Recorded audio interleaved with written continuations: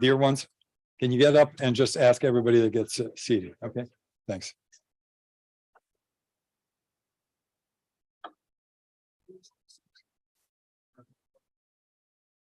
Oh, Ishchuk. Dr. Oksana Ishchuk. Yes, thank you. Thank you for reminding me. We got that today, this morning. Right, Adrian. If there have been two wingmen in my life that have put these security dialogues together from the very beginning. One was Herman Perchner. I think Herman's may be around. He may have left already because we're having a reception after all this at his place. But the second wingman, the one that's helped me through all of this, is my dear friend, Adrian Karatnycky. He's very distinguished. In the 80s, they say it was the Pope, Adrian Karatnycky, Lech Wałęsa, and Ronald Reagan that even though I think at the time you were working for the labor unions, that brought solidarity to bear. President of the Freedom House, just all around good guy and one of the smartest guys I know. And so, Adrian, this one you deserve to run this thing.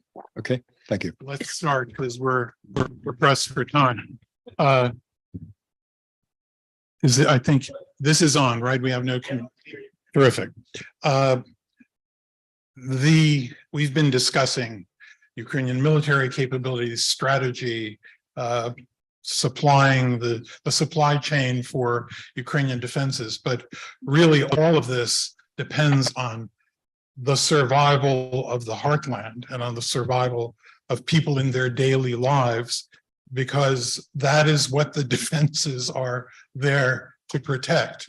Ukraine has seen a massive temporary migration of refugees into Europe. It's about 8 million. It's seen devastation to its economy, but yet the economy, and I don't like to use the term resilient, it's proven to be strong, and with adequate Western help, it has been able to weather the Russian strategy of trying to destroy the ability of Ukraine to feed, to shelter, to house, to heat its population. So in discussing energy and the economy with a very distinguished panel, we are at the heart of what Ukraine is. Ukraine is a state. Ukraine is that state's military projection, but all of that exists for the people. It all exists. And without the economy and without some semblance of a functioning economy, we have very little to talk about, including a collapse, I would say, of political support, of the morale of the people that stand behind the military forces. So this is not a marginal issue. This is a central issue. So far, we know the figures, roughly 30 to 35% economic decline. We know a drastic drop in revenues, partly because of some of Ukraine's strategies, like for the first half year of not doing VAT collections to make things more affordable. We know about 30% inflation rates. We know about substantial unemployment, but we also know that the vast majority of Ukrainian companies remain.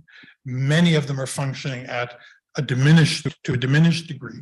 We know that Ukraine has proven extremely resilient in the IT sector. With the partial opening of trade routes, the agricultural sector is not suffering as much as others. The big heavy hits are coming in heavy industry, clearly, where the exports are blocked, and I would say in the coal sector. So this is roughly the environment in which Ukraine is operating. In addition, we have the destruction of infrastructure.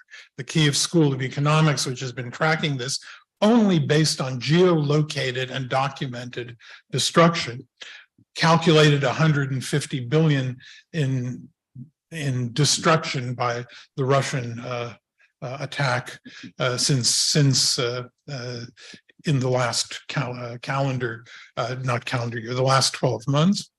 But a World Bank, Ukrainian government, and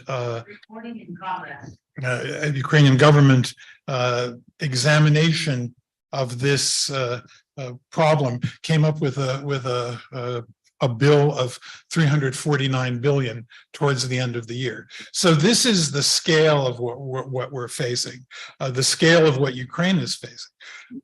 So far, the Western world, we know, is committed well over 100 and 150 billion in aid, but only of that aid, only half of it or so has been going to the humanitarian and economy sector. And thus far, only about 25 billion has actually plugged in the holes in the Ukrainian economy.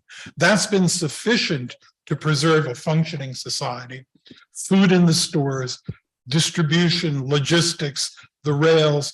Obviously, there's a huge amount of heroism because now the corporate sector is also on the front lines.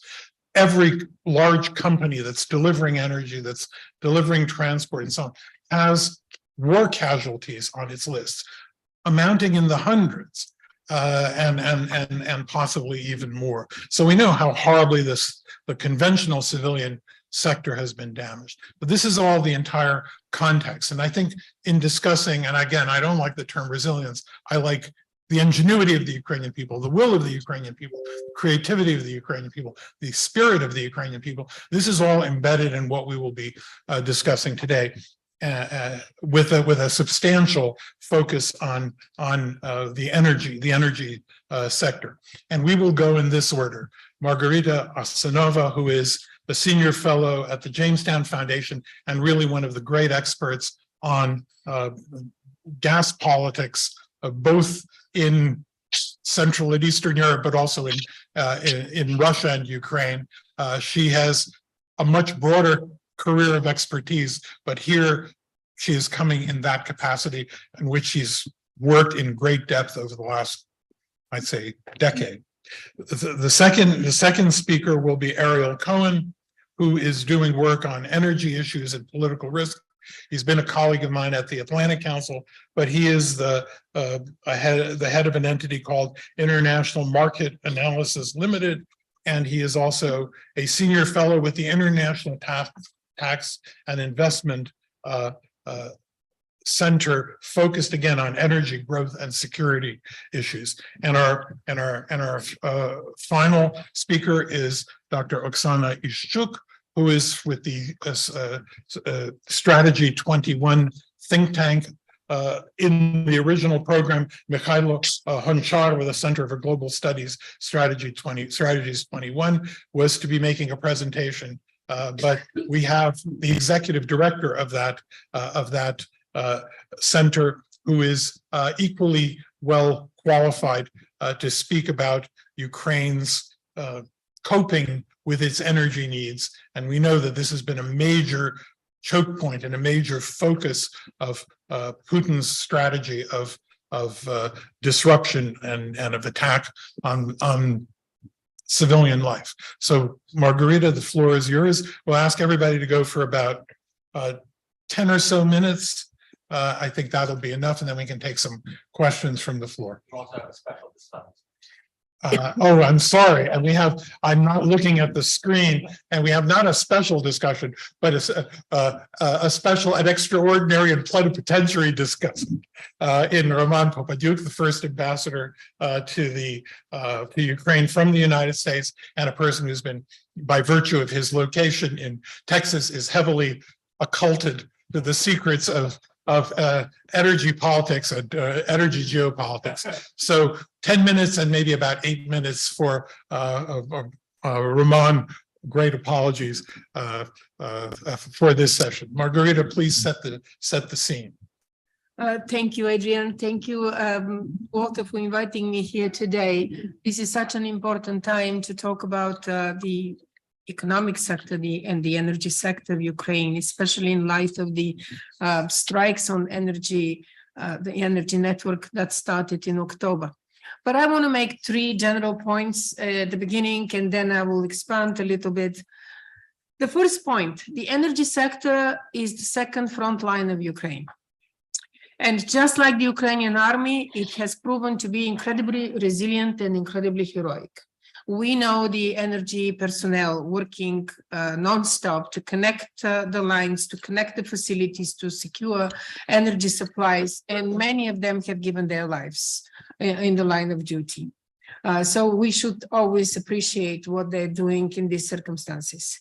Secondly, Russia's attempt to destroy Ukraine's energy sector has failed to achieve a strategic effect, as Steve Blank already said this morning.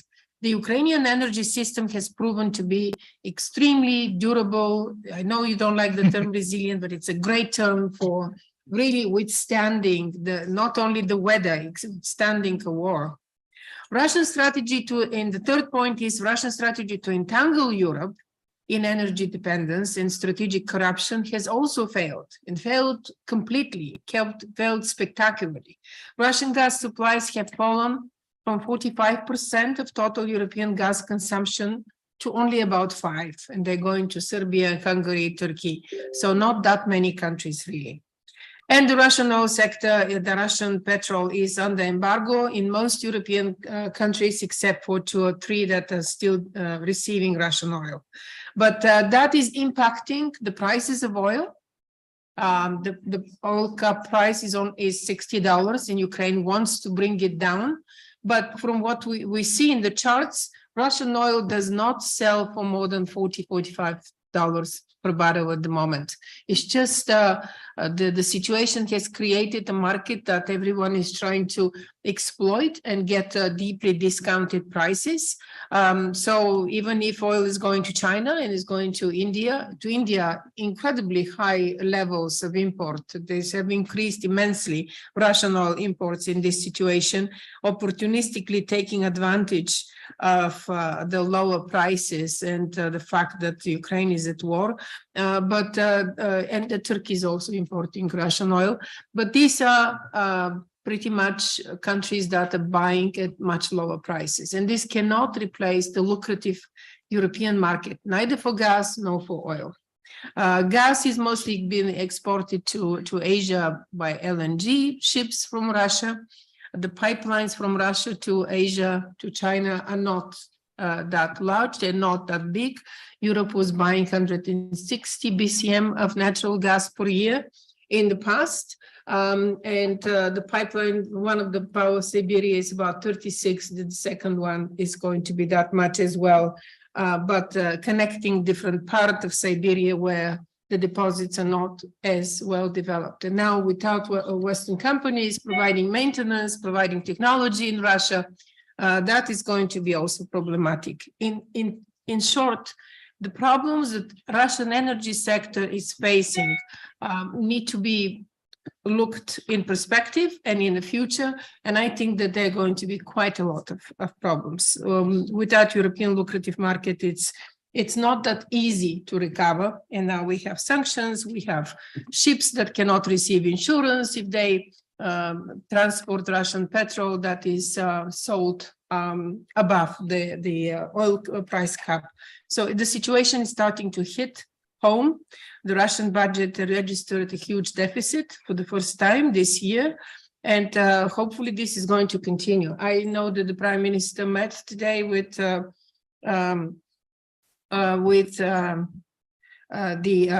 Janet Yellen to discuss financial and sanctions impact on the Russian budget, or that was maybe yesterday. That is now something that Ukraine is working on to convince Europe and to convince the United States to impose sanctions on Russian nuclear energy as well. As you know, most of the uranium, a lot of uranium is produced in Central Asia, but it's shipped to Russia for enrichment and shipped out of Russia through Russian ports. So if Russian nuclear fuel is under embargo, that is going to change a lot of things. But there are opponents in Europe, as you know, such as Hungary, mostly, that is building a new nuclear power plant with Russian help. A few numbers about what is happening in Ukraine on the ground. And I'm sure you have a lot better information because you're in touch with your friends and family daily, most of you. But there have been a total of 255 strikes that have reached targets on 112 energy facilities since the beginning of the full-scale invasion. And this is 77% of those strikes have happened between October and February. And they continue, they have not stopped. The largest number of attacks have been recorded in Kiev, in Dnipropetrovsk, in Donetsk, and Kharkiv. It's also in Zaporizhia. There are a total of 4,040 infrastructure networks that were damaged or destroyed, including gas pipelines, water pipelines, power grids. Naftogaz of Ukraine just reported 1 billion damage to its network, which is relatively not as high as other sectors. There is about 1 trillion hryvnias of damage that has been caused to the environment of Ukraine. If somebody can really calculate, that would be great. I think it's several billion, right, dollars. And the drop in Kakhovka, that this is actually what is affecting is about 132 deposits of mineral resources that are under temporary occupation of Russia. And this is a big loss for Ukrainian economy because the mineral resources and the rare earth minerals are really valuable and very much in demand right now in the market. The losses to the industry reach 7.7 trillion Ukrainian hryvnias. So, and there is another big danger. We know that we know that the refineries of Ukraine are not working at the moment. Most of them are destroyed. There is not a single one left standing. Some are just not possible to be operated at the moment, but most are completely destroyed. So gasoline is coming from Poland, diesel is coming from Bulgaria. It has been going on for the last almost the whole year. And the nuclear power plants, this is the biggest danger. The Zaporizhia nuclear power plant was disconnected. And now the Russians are building again, there is a buildup of soldiers in a bomb shelter there and buildup of weapons and equipment, military equipment around the Zaporizhia nuclear power plant, which is extremely dangerous. And we've been warning about this. I mean, everybody has been warning about this, but the International Atomic Agency inspectors are no longer allowed to inspect and to visit the nuclear power plant. But the other nuclear power plants are working. And the most amazing thing is that there are fewer interruptions of energy supply in the last 2 weeks. And the government is even saying that Ukraine is close to restoring export of energy to Europe, which is quite amazing in such a situation. In relation to what Steve talked about, the connection of Ukraine to the European energy network, this has been happening already for several years because Ukraine is part of the energy community, European energy community, and has been implementing way laws and regulations the way they function in Europe. So this sector is pretty much fully in agreement with European laws and regulations, the gas sector, the energy sector, and the energy sector is also connected since the war started in the first week of the war, was connected to the European energy network, to the European electricity network, disconnected from what was before Moldova, Belarus, Russia. That was a big advantage because Ukraine was able to, one, export energy and then receive some electricity when it was at the height of the strikes. I will stop here. There's so much to talk about, but it is, to me, it is really amazing that Ukraine is managing the situation as well as it is, but the destruction is huge, it's significant.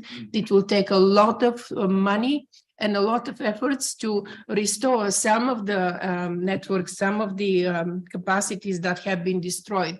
The question here is, and many experts are talking about, is restoring it to some extent for the emergency, for the short-term needs, and using more money, more investment to build a new, revived, renewed, based on different principles, energy sector that would rely on renewable energy. And when we hear now that Ukraine is going to be delivering about producing about 29 BCM of gas this year, it would not need to import any more gas. The system is also connected with the European gas network very well. So it is question of and Ukraine wants that by the end of the year to start the negotiation process to be opened for accession of the European Union, since the last recommendations, the requirements are apparently going to be met by the end of the year. Thank you. Margarita, thank you for that wonderful overview. And of course, the most wonderful words in your presentation were I will stop here, because if you hadn't, you would have preempted all the other speakers. You've covered so much ground in such a concise and clear way. So I'll turn now to Ariel Cohen for his remarks, if he's there. Yes, I am. Can you hear and see me? I can hear you, but the audience can see you. Very good. Well, first of all, it's a great pleasure and privilege to be at our 21st year of the annual Ukraine Policy Conference. And I want to thank Walter Zaritsky, and it's a great pleasure to be with good friends and colleagues like Adrian. I still call you Karatnycky and not Karatnycky, if you allow me. And with Margarita, and before that, Steve Blank and others. But I never thought when we started this that we will be meeting under such tragic circumstances when Ukraine is being brutally bombarded, abused, people are killed. And as Adrian and Margarita pointed out, the economy is being destroyed by the Russians. Relative to 21, the GDP in 22 declined by 34%. This is World War II comparable decline that causes millions of Ukrainians to suffer. The trade deficit went up about 50%. In November of 22, from 943 million a year prior to 1.4 billion in November 22. Imports are increasing 68% year on year. Exports are growing slower, only 54% year on year. Domestic demand, of course, is being destroyed by the war. The Ukrainian government is actively pursuing an expansionary monetary policy, and that is reflected in inflation. Inflation is in the 30% range. The debt is growing also. You finance by different ways, including by debt. And in 22, the debt went up 22.9 billion US dollars, 638 billion hryvnia. And this is all suggests that while the effort, the economic effort to win this war is necessary, the decisive moment of this war will be in the battlefield. It's not going to be whether we have 30% inflation or 20% inflation or 90% inflation, or whether the deficit or the debt will climb to 20 billion or 10 billion. The main thing now is to win the war. And then the economy will arrange itself, the figures, we will look at them, we probably will not like what we see, but we've seen again and again in Europe, after even bigger wars, World War I, World War II, European countries found the way to come out and prosper after the war. The unemployment today is very high. The prediction is 27% for this year, may be declining by 2.5% in 23, but it's still disastrous figures. And luckily for Ukraine, luckily for us, Europe, the United States, the international financial institutions, the IMF, World Bank, EBRD, they're all chiming in and helping. Recently, IMF disbursed 2.7 billion in emergency support. US and EU disbursed tens of billions of dollars of both military assistance and humanitarian relief. The Ministry of Finance 23 budget includes 1/3 for the military salaries and equipment purchases, and the expected foreign assistance for this year is $38 to $43 billion. It's tremendous numbers for a country that before the war, the GDP was 160 billion only. The economy is functioning today. To some of us, it is, you won't say a pleasant surprise, but it's a positive surprise that between the government loan projects and foreign assistance, the economy did not grind to a halt. $1.5 billion in loans to businesses were signed during 2022.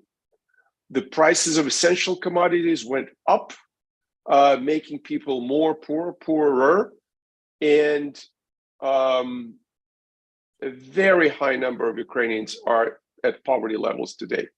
The expectation for 22, we have to double check that, but close to 60% were at or below national poverty levels. So it is a tremendous test for Ukraine.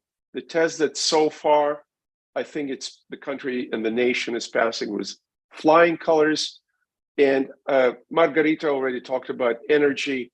The government is reporting in January 23 that 50% of the energy capacity, energy generation facilities and key grid facilities were damaged. 50%, 35% of critical facilities of the high voltage grid was damaged or came under fire. 70% was attacked once or more. Hold on a second.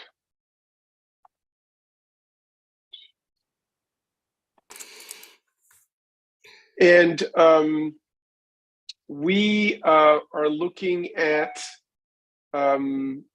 absolutely key issue, key situation where the transformers are necessary to get the grid running.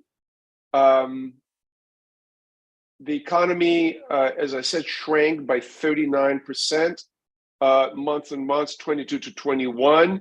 The growth is clearly not happening. Hold on one second.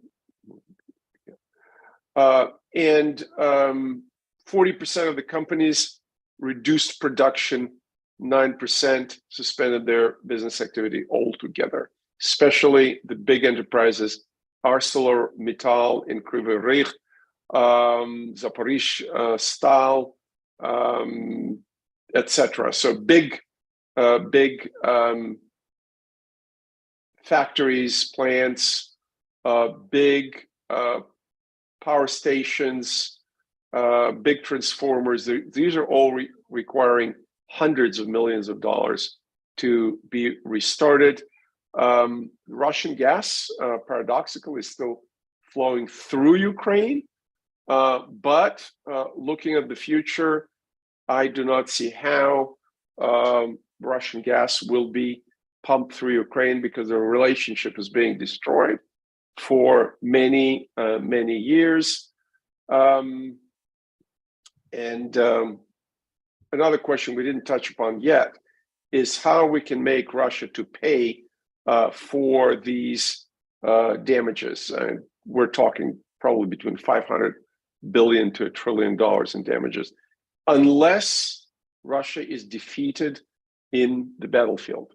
Without that defeat, Russia, of course, will refuse to pay. and the burden will be on the Ukrainian people and on the Western allies.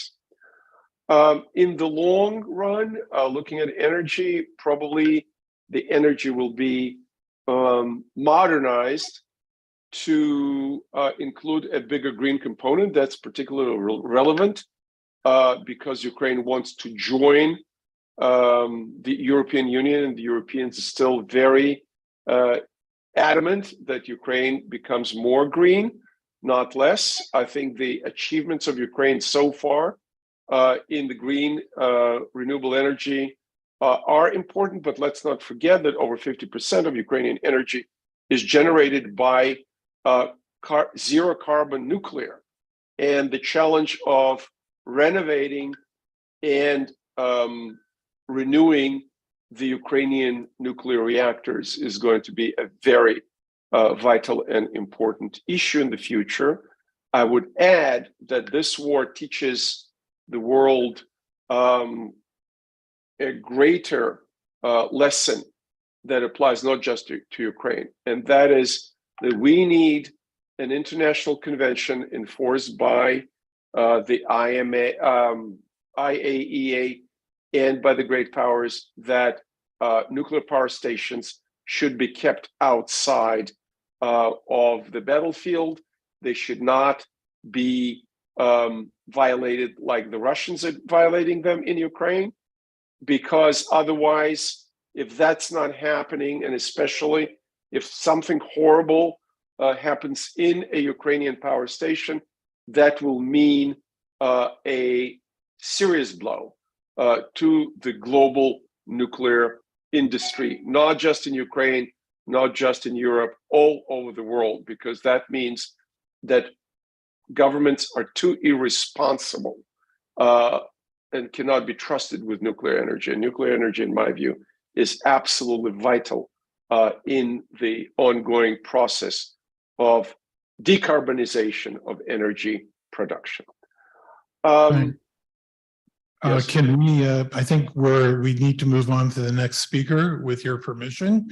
You've covered a lot of ground, unless there is one concluding statement that you'd like to make. One concluding statement is that I am still expecting the Ukrainian state to provide a breathing space for the Ukrainian hydrocarbon industry, especially oil and gas. In the past, the state was leaning too heavily on foreign investors, on domestic investors, preventing them from developing Ukrainian shale, Ukrainian regular conventional natural gas and oil, and offshore. That needs to change. Naftogaz Ukraine needs to become more of a regulatory entity and a facilitator, not a driller, not a producer, not the heavy-handed player it used to be in the past. States do not run industries. States should not run industries. Thank you very much. Thank you, Ariel. I think by leaving a little space, I think you've opened up space for our next speaker, maybe to take up some of their latter themes. She is Oksana Ishchuk from Strategies 21. The floor is yours. Thank you. Do you hear me? Yes. Okay. It's a great pleasure for me to participate in this great event. In my speech, I would like to concentrate on the state of Ukrainian power grids and energy system, in general, its ability to overcome the consequences of the war. The main thing you want to know about the Ukrainian energy system, you need to know it's that it still survives. The power grid has resumed its work, and there is no deficit in the power grid despite missile attacks. And for 3 weeks, we have already didn't have any power outages. The recovery of the energy sector is taking place with the support of international partners, and the key task for now is to restore damaged objects before the next heating season and to ensure maximum decentralization of the system in order it will not be so war-proof, so that damage to separate objects doesn't cause the shutdown of entire regions of Ukraine. This, of course, will require a serious complex of works, which will take months. And of course, for this purpose, it is necessary that the missile attacks will stop. And we need more air defense system to stop missile attacks, so that the energy companies will have possibility to restore the infrastructure, and the system enters in long deficit-free period. At the moment, a certain capacity reserve has appeared thanks to the work of our electricity workers and thanks to the introduction of additional nuclear generation capacities. More than half of the country electricity is produced by the Rivne NPP, South Ukrainian NPP, and Khmelnytsky NPP. So we need more air defenses to protect the grids.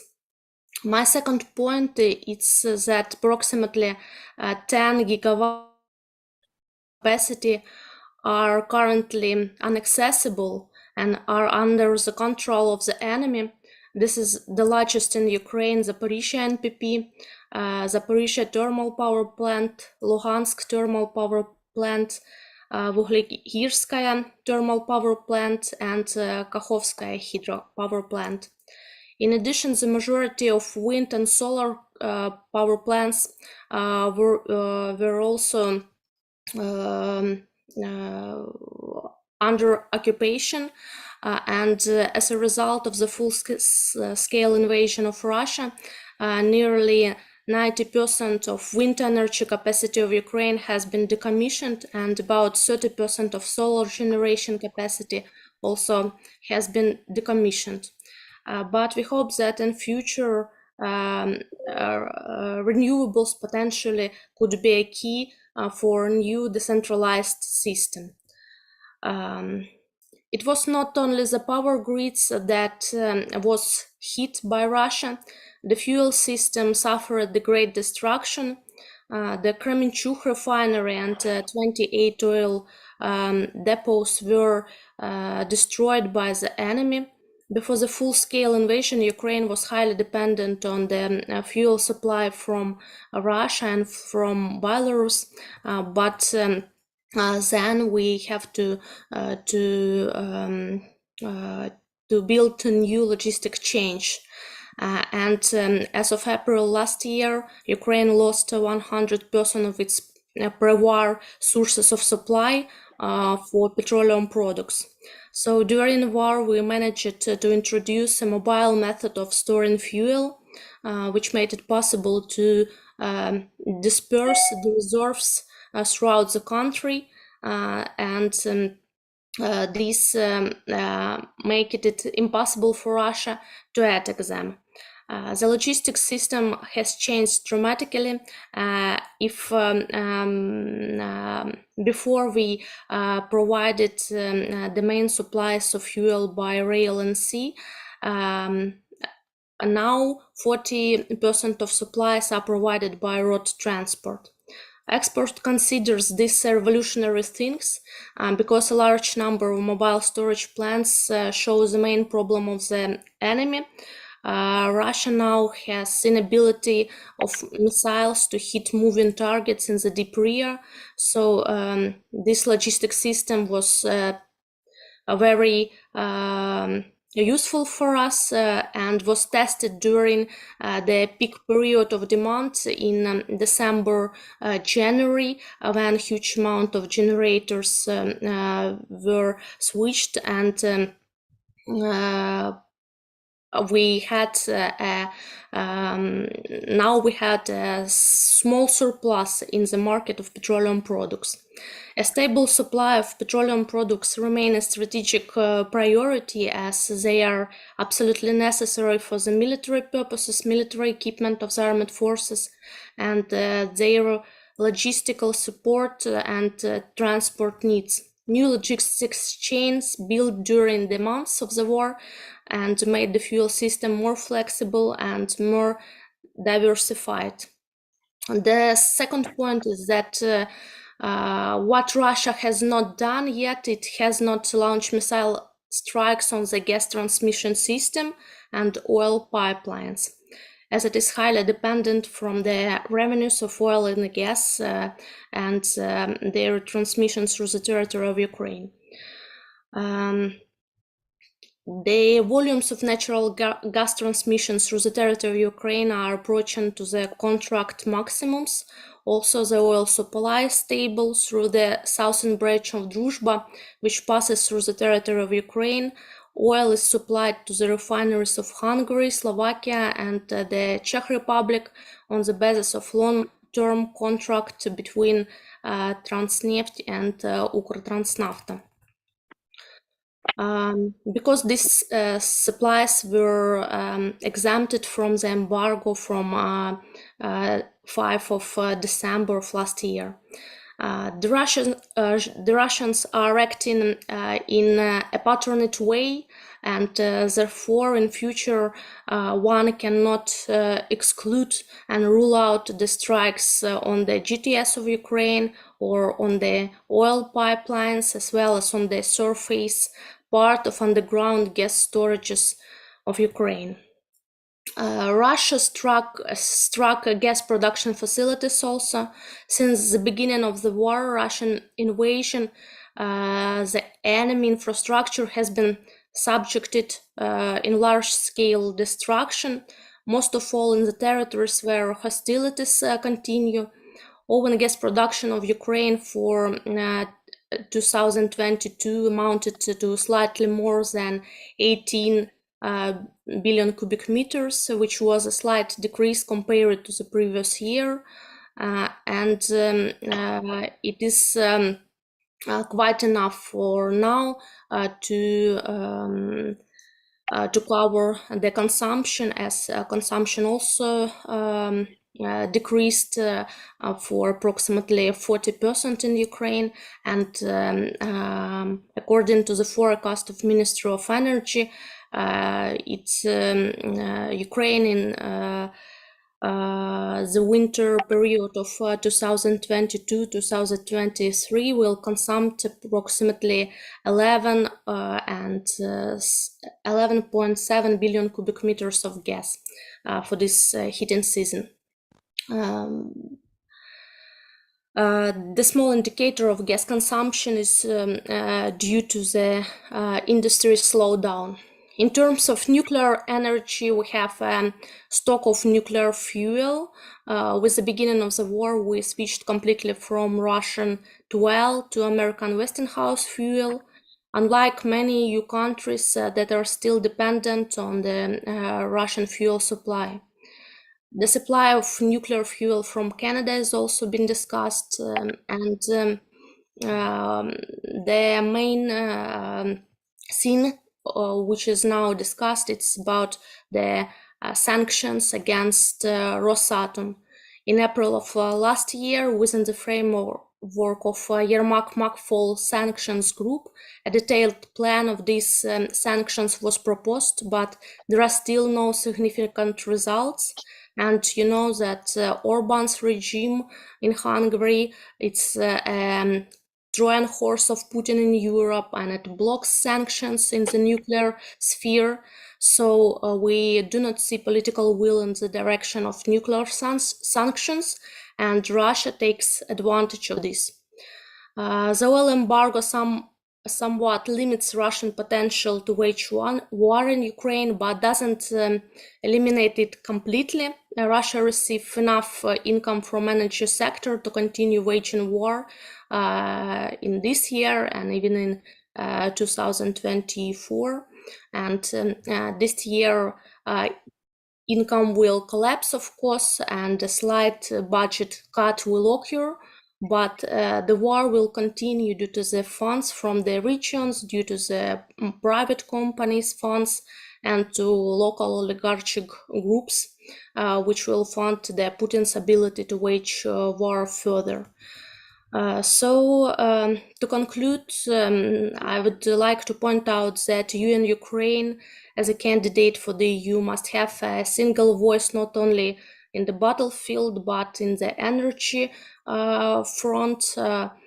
No exemptions from sanctions, which destroy a coordinated position, solidarity, and indulge the aggressor. The formula for effective resistance to the Russian war in Europe should consist not only in sanctions, but above all in energy solidarity of EU and NATO member states, and transatlantic solidarity in the form of LNG supplies from the USA. And we see for now that the percentage of liquefied gas from America highly decreased this winter season, and it is a very, very positive factor. So we will see this solidarity in future, and it will help not only Ukraine to resist, but also European countries to resist in this energy front. Thank you. I think we need to move on with to leave some room for discussion and questions. I think you've covered a very rich amount of subject matter. I also want to mention that Ariel Cohen is on Ukrainian time, which is to say he's in Israel, and he has decided to go to sleep since it's well past his normal sleeping hour, and we thank him for staying up so late for us. And Thank you, guys. I'll turn it over to Ambassador Popadiuk for some remarks, and then leave a little bit of time for back and forth. Sure. Adrian, thank you very much. I want to compliment Walter at the outset for another fine conference. Thank you for all the work that you do on behalf of Ukraine, Walter. Also, I think I need to say that I'll be very brief, Adrian, because I think the panelists all very clearly covered the subject matter in great detail. What I would like to do is maybe just point out one or two things, and we can turn to an open discussion with the Q&A session. In terms of the general economy, all of you painted a very dire picture, rightly so. Ukraine is suffering a great deal, not only on the military side, but on the economic side. I think the first thing we have to do is recognize, as we all do, that the Ukrainian people have shown great strength and resilience in the face of this challenge, as they meet not only the military challenge, but also the consequences of the economic disaster that has befallen their country. And, you know, I feel confident that the Ukrainians will overcome both these challenges and move forward strongly into the future. If you look at the general economy, I think Adrian and you all pointed out some of the, some of the issues that Ukraine has faced. For example, the 30% drop in GDP last year. It's interesting to note that while that was a 30% drop, it's not as much as a lot of people expected it. So I don't know if you take that as a good sign or a bad sign in terms of how the Ukrainians are reacting. But having said that, I think there is a definite problem in the economy in the sense of the outside assistance. For example, you know, the Ukrainian tax revenues obviously have fallen immensely for obvious reasons. At the same time, many funds that Ukrainian government has had, those funds had to be reoriented for other needs, such as military needs. As a result, the government operates basically on the benefit of outside assistance. So, for example, the public sector salaries in Ukraine are now being supported by assistance from foreign governments. This is all well and good, but one of the problems this creates, and this could be a problem in the future if it's not settled soon, is that while this assistance is welcome, it's mostly focused on loans. And as a result of that, this creates a heavier debt load as Ukraine goes on from day to day. This is something that's going to have to be addressed in terms of maybe switching this over to greater reliance on grants and forgiveness of these kinds of debts that Ukraine is taking on itself. On the other extreme, on the energy sector, we all spoke about the Russian impact on Ukraine's energy sector and the problems this has created for Ukraine. But people have to realize that Ukraine doesn't exist in isolation. What happens to Ukraine does have outside consequences. And I think this is something that the outside world has to realize. And a good example is the energy sector. For example, Moldova relies for like 20% of its energy, electricity on Ukraine, and that's been obviously disrupted through the Russian bombing. So they're rolling blackouts in Moldova as well. And a lot of people don't realize the ripple effect of a lot of these issues that are taking place in Ukraine.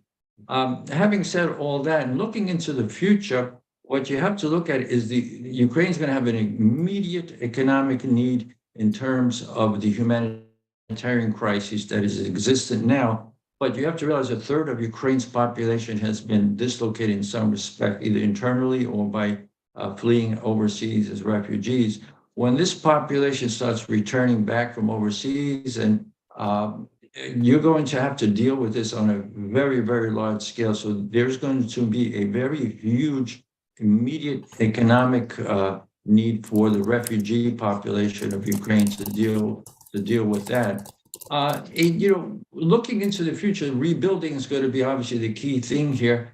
And out of this great, tragedy that Ukraine is facing, there is the prospect that Ukraine could be the first modern country. What do I mean by that? If you look at the state of technology in the world now, in the state of building materials around the world, Ukraine has suffered so much that combining the state of building materials and the state of technology, Ukraine could be the first really modern country that's been built. And this is going to be a big challenge, not only for the Ukrainians, but for the outside world. And I think one of the speakers spoke about the notion, how are we going to afford this? Or how is Ukraine going to be able to afford this? It's going to fall upon the international community, obviously, to do this, both the public sector and the private sector in terms of private investments.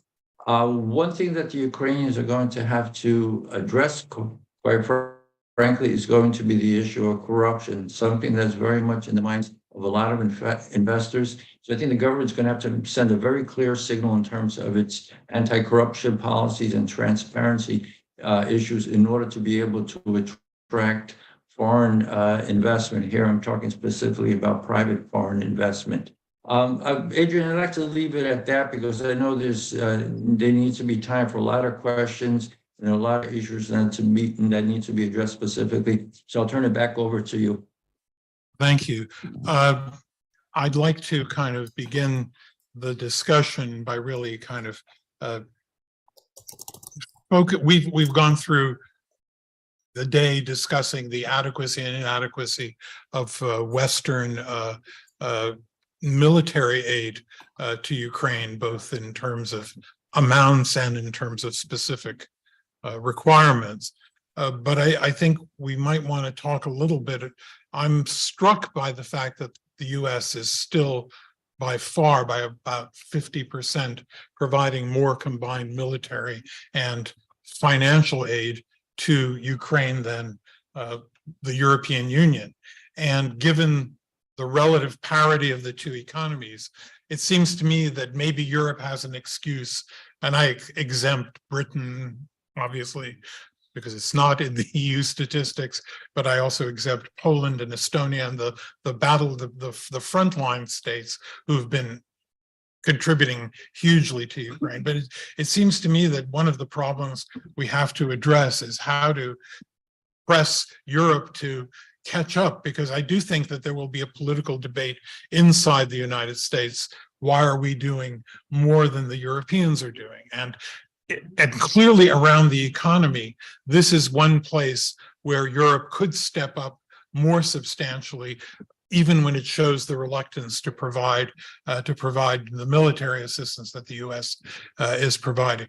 So I know that the issue of corruption was one of the issues that was raised as an impediment, but maybe I'll turn to Margarita and maybe to Oksana to say a few words about how they, to respond both to what Roman Popadiuk said and also my secondary question, which is what can be done about Europe in the financial assistance side, rather if they're not willing to provide it on the military side.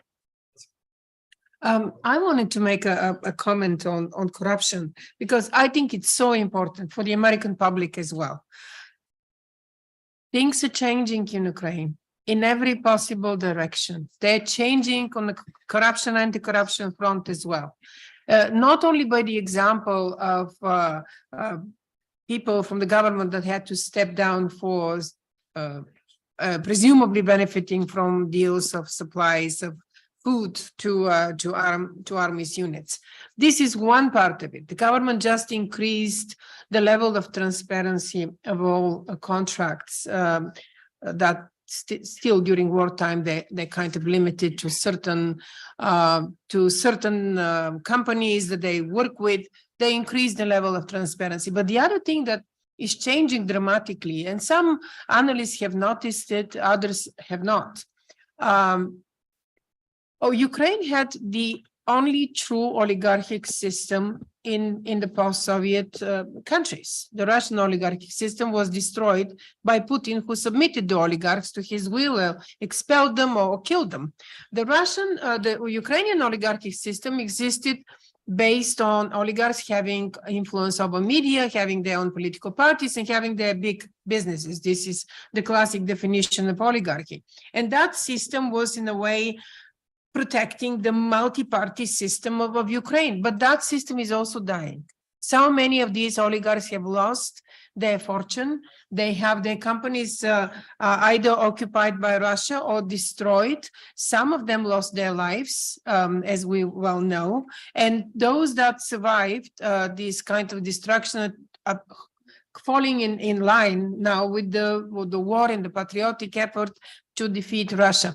We're going to emerge from this war to a completely different Ukrainian society that is going to be changed from the oligarchic system to much more open civil society based system, because the civil society is adamant about corruption now. The businesses that are paying for the war effort and contributing big time, they're saying we don't want to hear about corruption anymore in the future. After this war, it's going to be a completely different country, different state.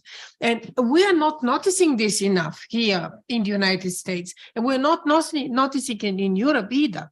We continue talking the same old gramophone, thing about corruption, and we're not registering the change.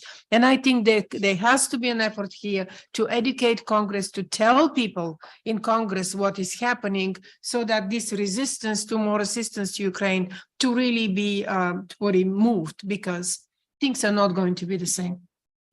Oksana, would you add or maybe comment on anything you've heard from the ambassador and also these last comments? Mm-hmm. Of course, I highly agree with Mrs. Assenova, and I think that when we have to struggle to survive, it's not a place for corruption now, and a lot of oligarchs, they flew the country, and now the most patriotic people stayed here to survive and to fight for freedom, to fight for new Ukraine, new freer Ukraine, where will be not place for corruption. And now all our government is responsible to take account of every US dollar, which supports Ukraine in this this time difficult, and we are very appreciate the support of our international partners in energy sphere with all these energy components. So for now, the main thing is to survive, and the habit of Europeans to pay attention to corruption first of all, and then to reforms. For now, it's not in place. Now we are trying to survive, and there is no place for corruption. All oligarchs flew, and we we appreciate support, and we will do everything to be honest with our partners. Thank you. I want to make one point on this, and that is one of the great experts on comparative study of corruption, Dr. Alina Mungiu-Pipidi, who is a Romanian whose brother is a famous Romanian filmmaker, but that's beside the point. But she is the go-to person for the World Bank, for international institutions, and she did she wrote a paper for Daedalus, the Academy of Arts and Sciences, in their special issue on corruption. And she made the point that she has looked at all the correlations between different policy prescriptions, anti-corruption courts, anti-corruption institutions, anti-corrupt special initiatives, special education, et cetera, et cetera. And she said, there is no correlation between any prescriptive attempt to eliminate corruption, but one, a change in the consciousness of the people. And I think that the war, as has been indicated by these presentations, has created a cohort of people who are giving their lives and risking their lives, and there is no tolerance for corruption. Because the sad reality is, we know that many Ukrainians also engaged in petty corruption. And I think that the fact that petty corruption also has been replaced by a kind of morality of national solidarity makes the war this transformative thing. And we've had these discussions before, but this is an all-national existential moment. And I think there's very strong reason to make that point to Western policymakers. And as we speak to our members of Congress, the Ukrainian people have many times, through the Orange Revolution, through the Maidan, have tried to show their resistance to the way things were, but they haven't all done it. I think now there is this immense group solidarity, and I think that is a pivotal and important thing. And there's a question here. Quickly. Yes. Microphone, please.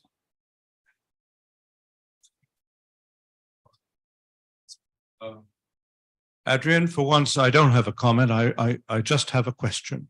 One of the most high profile and respected Russia experts in the United States and the UK, Fiona Hill, has recently said in a long interview that she regards Ukraine as a prime suspect for the destruction of the Nord Stream pipeline. Your comments, please.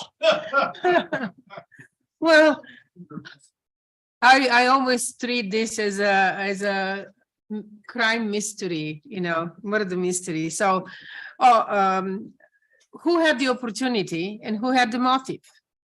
Why would Ukraine destroy Nord Stream 1, the 2 strings, and Nord Stream 2, 1 string, when none of them were delivering any gas to Europe? What would be the point to do so? I mean, if they were full of gas and, you can regard them as sabotage and maybe suspect, but there was zero gas going to Europe. They were full with gas because they were testing them. The entire point is to make, to press the European Union to certify Nord Stream 2, the surviving string, so that it's used one day for deliveries. And the other question is, why is Russia not repairing those pipelines? They are left to corrosion by the salty waters of the Baltic Sea, and they are never going to be repaired because in a few months they're going to be completely unrepairable. Russia knows that the European market is lost completely, and possibly for a very long time, maybe forever, in Europe. It's replaced by American gas. America is becoming the largest LNG exporter in the world. Next year is going to be the largest. Now is Australia, and then is Qatar. But America delivered half of the gas, replaced half of the Russian gas that was delivered to Europe last year, and this is going to continue. So the market is lost. Russia sent a message. We can do whatever we want with this explosion. We can attack your other infrastructure facilities. So you have to fall in line, and you have to support our peace plan with Ukraine. One last question here. On the, my own, yeah, on the question of corruption. I understand that the Rada is taking on the oligarchs, the structures seriously. And either they've recently passed some initiatives or looking at them. I haven't seen any legislative proposals, but in terms of structural changes, I think they're going about it. And as I understand, Akhmetov has already given up his media empire. So he may be the signal that things are going to be changing, at least from a positive standpoint. That law was adopted before the war. The oligarchs had to, this is the oligarchization law. The oligarchs had to give up their media outlets because the combination between wealth, political party, and media is really toxic. And some of them started giving them up, but frankly, these media outlets are not making any money for the oligarchs anymore. And the oligarchs don't have money to support them, to sponsor them, to continue running them. So most of the media outlets have new owners or are just no longer in business. Well, I want to thank our panel for enriching our knowledge, because a lot of people here mainly follow the security side. So I think it's good education for those of us who don't follow the security side to listen to you all, and for you all to learn something about the state of the economy. And in conclusion, I mean, apart from thanking the panelists, I want to make a basic point that there is a case that has been made of accelerating the delivery of effective offensive means for Ukraine to win the war quickly. This panel has made another further justification that there is a lot of pain and there is a lot of cost associating it with prolonging and extending the war over the course of years. So I think that everything came through very nicely. And now I will turn it over to, I guess, to Walter to move on to our final keynote address. Thank you. I wanted to thank this panel, especially because Miss Margarita, Adrian, Miss Ishchuk, and Ambassador Popadiuk still, I guess, was on. But I just wanted to thank you folks, and I actually would have given you more time because I did want to ask one question about to you, ma'am, about the Russians and how they might be suffering in the long term, because we've been talking about how we're suffering. Let's see if the Ruskies were suffering. So, but yes, they will be. Right. You cannot destroy your own economy through a senseless war and not suffer the consequences. And the sanctions are starting to work, so the pain is there. They can't buy their iPhones anymore. They can't travel to many countries in Europe. But that's a big pain for young people who grew up in a different kind of standards. Right. Thank you, ma'am. Thank you very much. I knew that, and this coming from one of the great authorities on energy and in the world. So I just wanted to make sure that everybody understood that we're not the only ones in pain. Okay, so the question is this. We now have our last session, the final word. And I honestly, knowing that these are visionaries, both of them, both Luke and as the discussion leader and Dean Eliot, I know that he wants, wants the title and stuff like that, but Dean Eliot is one of the more famous folksmen that in our sort of inner group that discusses things. And so I'm just going to hand it over to Luke. Take it over and give us the final word. Thank you.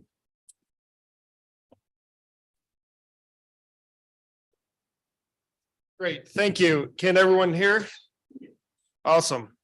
It's great to be here, Walter. Again, thanks for inviting me back to participate in this very important conference. I know it's been a long day. I've traveled myself up from Florida, and because of technology at airport connections and in between flights, I was able to watch much of this conference on my phone. So I kept tab of what was being discussed and what was going on. So I feel like I'm in a good position to lead this discussion with our esteemed keynote speaker here. But throughout the day, we heard many of the same themes. we have to want Ukraine to win more than we just hope Russia's going to lose. Crimea is the decisive territory. We have to help Ukraine not just survive, but to win on the battlefield. We have to provide them the munitions and the equipment and the capabilities to do so. And we have to make sure we have the industrial supply base to make this a reality. We have heard that we shouldn't be scared of a Russian defeat, and we should seek a Ukrainian victory, and that the geopolitical implications of such a scenario could greatly benefit not only the United States, but our allies and partners in the broader transatlantic community. In the last panel, we heard about the economic impact, and I feel like this is an aspect of the conflict that we don't hear all that much about because it's so focused on the security and the defense side of things for obvious reasons. But the last panel also served as a reminder that all of Ukrainian society is at war. It's just not the armed forces that's at war. The whole society is at war. And that's why programs and initiatives like the Economic Support Fund are so important. Because if you want Ukraine to win, then you have to take a whole of government approach to this. And part of that is the continuity of government and keeping the government afloat in Ukraine. So when people say, oh, well, I support military assistance to Ukraine, but not the economic stuff, then they're not serious about a Ukrainian victory. So to unpack all of the stuff that was discussed today, we have a gentleman who really needs no introduction to this crowd. With this very distinguished academic and government career. So Eliot Cohen is here to wrap everything up. We have until, I believe, 6 p.m. So we're the only thing standing between this crowd and the reception, Eliot. But one thing I wanted to point out before I turned it over to Eliot, he had a piece out today in the Atlantic entitled "The Shortest Path to Peace," where I think he touched on everything that was discussed today about if we want to bring this war to an end, we need to equip Ukraine for victory. So Eliot Cohen, over to you. Thank you. Great. Well, I want to thank you for that really nice introduction. Walter, I also want to thank you for those kind words. I'm mindful of people's time, and I'm mindful that I was asked to make my remarks quite brief, which I will. And I'm also mindful that I was given a particular question, which is what next, or how to think about what next. So that's what I'm going to do. I'll be brief, and then hopefully we'll have a chance for discussion. I apologize for not being present in person. I had some prior engagements elsewhere, and I was not able to be there. I wish I could have been there. So look, I'm torn. As a commentator on this war, I know what policy measures I advocate, and they're quite straightforward. They're the kinds of things we've been talking about all day. Massive supplies of all arms short of nuclear weapons to Ukraine, the kind of support to civil society and government and the economy that we've been talking about. It's pretty straightforward conceptually. It's, of course, practically something very different. As a friend of Ukraine, I know what I want to see. I want to see a successful Ukrainian counteroffensive this spring to liberate all of Ukraine's territories, including those lost to Russia in 2014. But, fundamentally what I am is a military historian who's occasionally dabbled in practical politics and government service. And as such, I know that one rarely gets what one wants in the middle of a war. Now, one also very rarely gets what one fears most either. And that really leads me to my remarks, which are focused on that question of how should we think about what's next? How should we think about the future? And I'm going to offer 4 recommendations to all of us. One is to be self-conscious about our own biases, or if you want to get fancy about it, our cognitive filters. Now, those can be psychological, given the kinds of people we are. Are we, glass half full or glass half empty kinds of people? That's a question of individual psychology. But there are also cultural lenses through which we see war, and in particular this war. I recently had a fascinating conversation. I can't share too many details about it, but I'll just say it included senior military experts from both the United States and a country closer to the front line. I'll put it that way. Working from essentially the same set of facts, the Americans were more optimistic than their counterparts, substantially so. And I don't think it was any kind of difference in what they knew. It was a difference in historical experience and cultural outlook. For a whole bunch of perfectly good reasons, Americans tend to be optimists, despite all the dreadful things in our past and occasionally in our present. People from Ukraine's larger neighborhood are often much less so. And again, there are perfectly good reasons for that. There's no point in trying to talk any of us out of those basic predispositions. It just, I think we have to be self-aware about that. That, you know, as an American, I will tend to be more optimistic about what Ukraine can achieve, and that may lead me to be overly optimistic, but vice versa applies as well. The second observation I have is, again, this really is as a military historian and somebody who's spent now well over 3 decades teaching strategic studies and teaching in our war colleges. You know, in war colleges, we often teach strategy as a kind of engineering problem. Figure out what your objectives are and devise a plan that will get you there. But as probably the greatest thinker on war, certainly in the Western tradition, Karl von Clausewitz observed long ago, in a real war, there's an interaction between the opposing sides, an escalation of hostile feelings, of effort, and of will. And that has a real effect on the conduct of war. And we are seeing that right now. And I'll give just 2 examples. It's quite interesting, as a number of people have recently observed, that President Zelensky was pretty willing to open negotiations with Russia in the early phases of this war. Today, it certainly seems to me, from observing things on the outside, he is much less so. And I think that's a result of lived experience and interaction, and of course, all the things Ukraine has suffered, but just the effort of fighting a war. Unfortunately, it may also be the case that for a time, the more Russia suffers, and the more it suffers losses and setbacks, the more it, and in particular its leadership, but also to some extent its population, will double down. And I think we just have to expect that. So, you know, I think we're headed this year for a quite an intense period of fighting, and it's going to escalate in a variety of ways.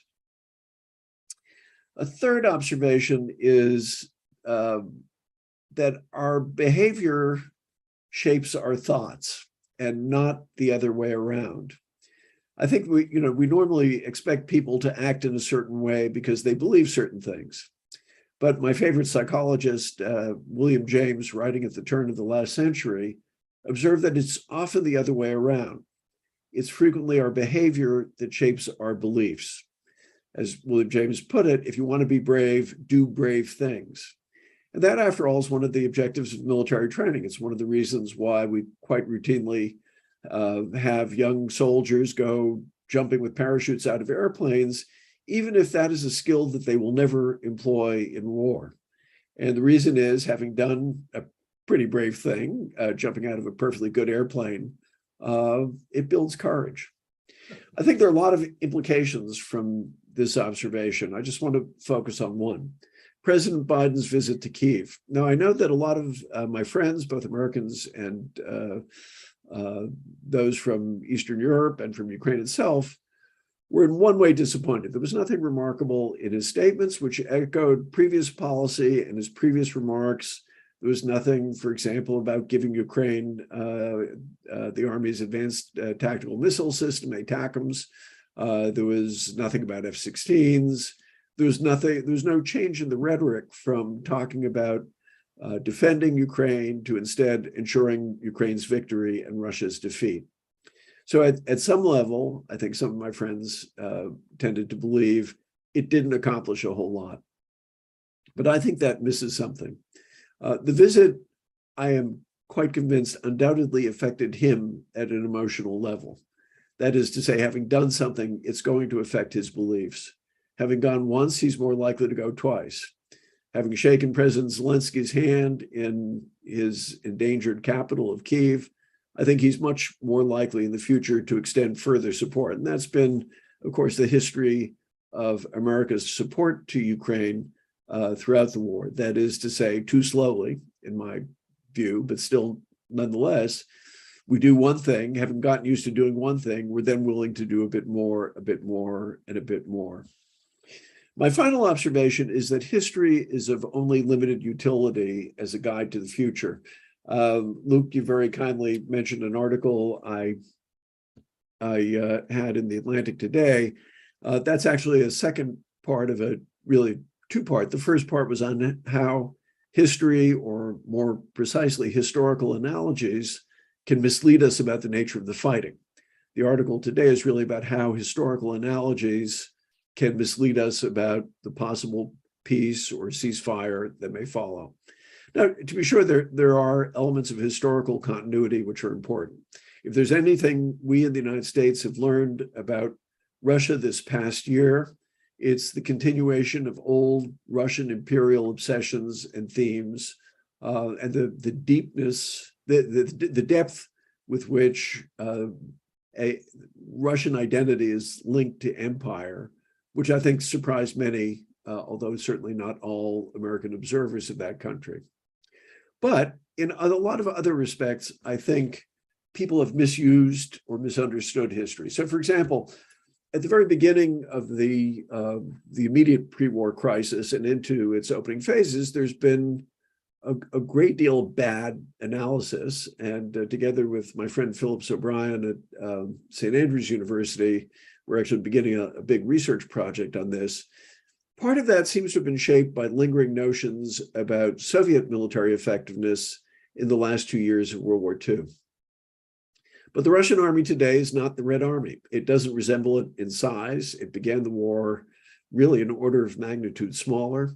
In motivation, the Red Army, which obviously included a lot of Ukrainians, was fighting for the existence of that country after the Nazi invasion in 1941.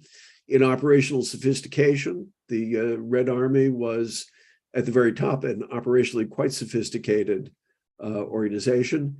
And in the depth of its industrial base, I have to remember that the United States alone shipped something like about 400,000 trucks and Jeeps to Russia during the course of World War II, without which the Red Army wouldn't have been able to move. The same thing is true when we talk about peace, and when we talk about a ceasefire along, for example, as a colleague of mine at Johns Hopkins University, Sergei Rodchenko, recently wrote in the New York Times something along the lines of the Korean armistice.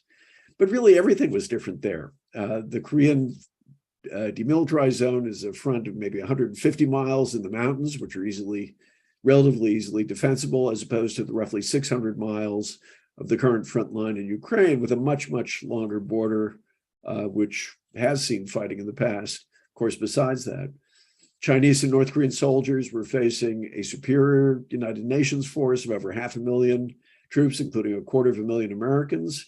There's the role of nuclear weapons, which we know were discussed during the war. And of course, the United States deployed tactical nuclear weapons to the Korean Peninsula in the 50s, 60s, and beyond.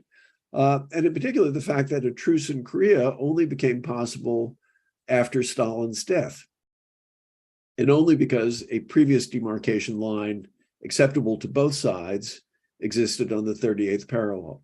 So it's a terrible analogy, and it's terrible. It's, I think, a misuse of history to treat it as a kind of big bucket into which you can reach for an analogy that you can then use to guide your current behavior. You can't. In the article, I quote Abraham Lincoln, America's greatest wartime leader, when he said in an address to Congress in December 1862, "As our case is new, we must think anew." That was invaluable advice then, and it's invaluable advice now. We all know what we want for Ukraine. I doubt that there's any difference in that room there on that subject. To understand the future, though, we have to grasp it on its own terms, clearing away as much as possible the psychological and cultural filters that we all bring to it, understanding war for what it is, and using history to see just how far we have come from the dark days of Russia's first invasions of Ukraine and the even darker days of last winter and early spring. And it seems to me that those reflections, too, should actually give us a great deal of hope for the future. So that concludes my remarks. I believe we have about 10 minutes or so left. And Luke, over to you. Great, thank you. And I'm going to be very committed to the timeline. Walter's looking at me. There's already a note that says, please wrap up. Probably from the previous session, but it's like permanently placed here. Of course, raise your hand, catch my eye if you have any comments or questions.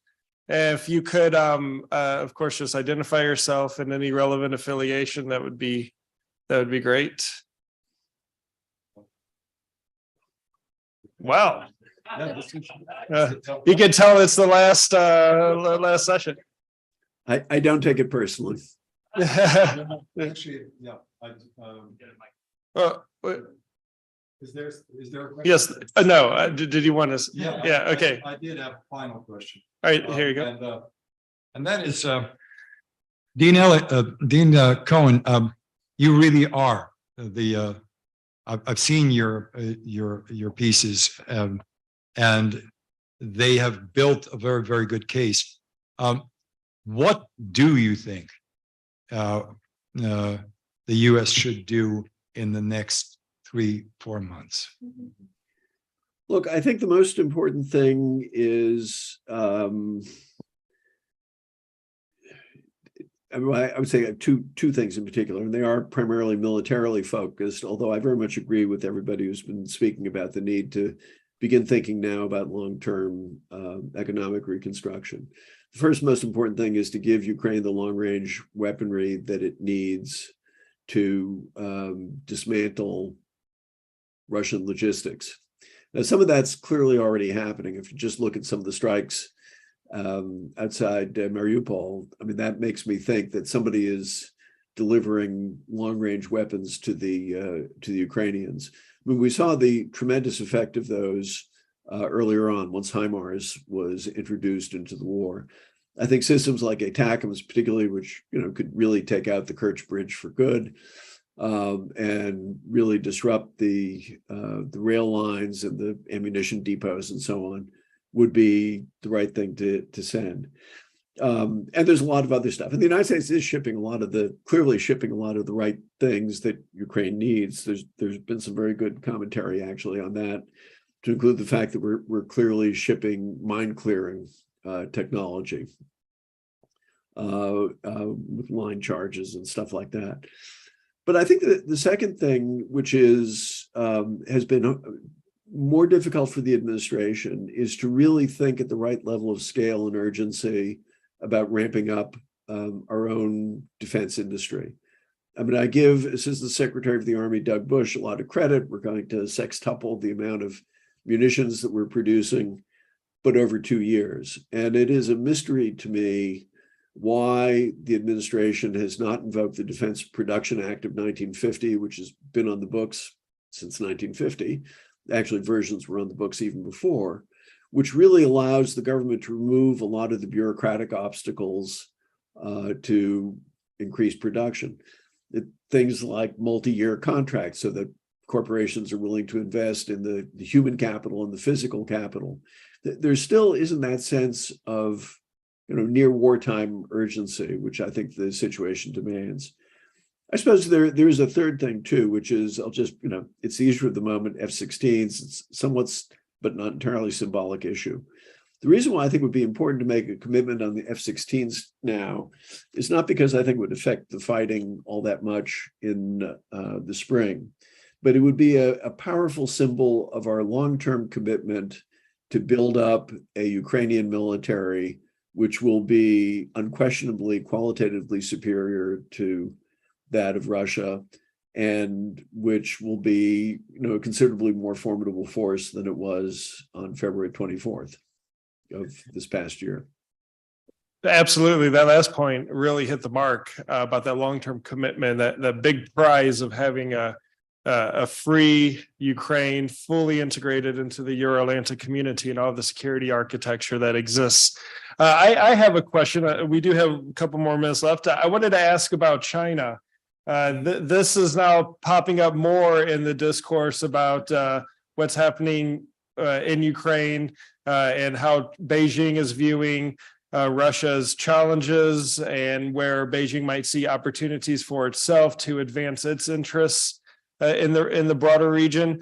How do you read what China's up to in all of this?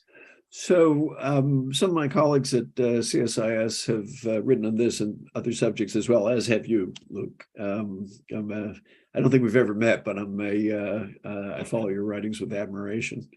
I think on China, it's complicated. So it is an alliance in everything but name. I mean, the Russians and Chinese are careful not to use the word alliance, but de facto it is like that. And the Russians certainly don't want to see their junior partner, which is what Russia is, openly defeated. And by the way, this is one of the reasons why it was a mistake for us to move as slowly as we have on arming Ukraine. I think if you had a quick, a much faster supply of weaponry to Ukraine, you were going to get success a lot earlier, and there'd be less temptation to the Chinese to send weapons into to Russia to help them. I think it would be a very big step for them to begin supplying munitions to Russia. I think they will think about it very carefully. They may very well decide to do it because, they do view Russia as being indispensable, standing, as sometimes they put it, back to back against the United States. On the other hand, I think there are a number of other calculations that the Chinese have to be making. One is they don't like the nuclear threats stuff, and they don't like the idea, and you can see that even in that document that they put out on their position on the Russia-Ukraine war. I think it was number 8. Point number 8 was all about we don't like nuclear threats. Nuclear weapons should never be used. And the reason for that is not any kind of sentimentality. It's because if Russia actually did use, say, a tactical nuclear weapon, the precedent would be set, which would probably lead to the nuclearization of Japan and South Korea and Taiwan and other countries, and that's not in China's interest. So that's one thing. Second thing is, I think the Chinese, again, not being sentimental, see this as an opportunity to increase their influence in Central Asia. And, as countries like Kazakhstan have distanced themselves from Russia, there is an opportunity for China to get in there, and they are not above crowding into their lesser allies' space in order to take away some of their, former clients and dependents. Last thing I'll just say on this is we have a very interesting project underway at CSIS looking at open source material on the Sino-Russian relationship. So Russians looking at China, Chinese experts looking at Russia. The thing that struck me about the things that I have read in that is in the Russia analysis of China, there's an undertone of fear and anxiety. They know that they are the lesser partner. And on the Chinese side, there's an undertone of contempt. And, that's there. It's not going to split them apart. I don't think we can do that. But I think we need to be realistic about the frictions within that relationship. Beyond that, will they actually kind of cross the Rubicon and supply munitions? I don't know. But I think, they're careful decision makers, unlike Vladimir Putin. Yeah, absolutely. A lot of food for thought there, especially as we, head into the spring and summer months. Eliot, thank you so much for taking time out of your busy schedule to speak to us in this concluding session. Thank you again. Thanks. My pleasure.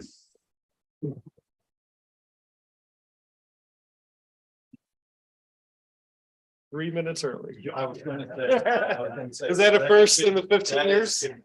I must say,